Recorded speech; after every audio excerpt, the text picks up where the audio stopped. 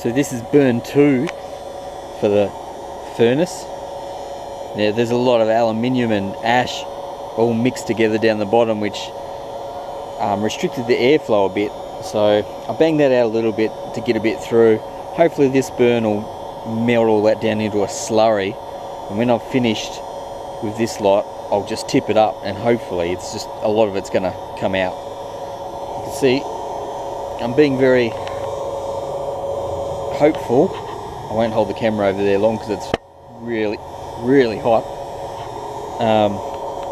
Got some brass in there, and got a proper crucible too, like not made by me. All I know about it is that it's a proper crucible that you'd buy. But look at that, ceramic's red hot. You can see the ash is quite hot inside.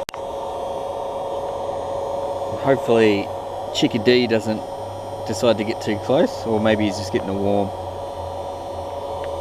He's like, food? The brass has gone like from a gloss to a matte, but that's all so far. And you can see it does look a bit cooler down the bottom there. Whether we'll make it high enough temp, we'll have to see. Oh.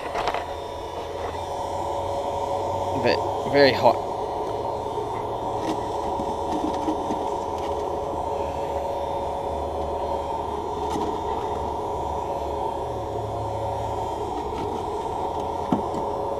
I need to make up a lid. The light's a bit dimmer today. It's a pretty crappy day, so you can see how hot it is a lot better. The nice red.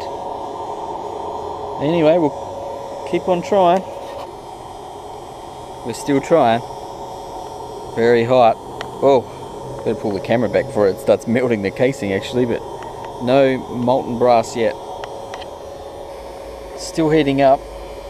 You can see I put all the brass I had in there, which isn't that much. It's red hot in there, but oh, so far no melt. Man, it's hot. Hopefully we'll get there.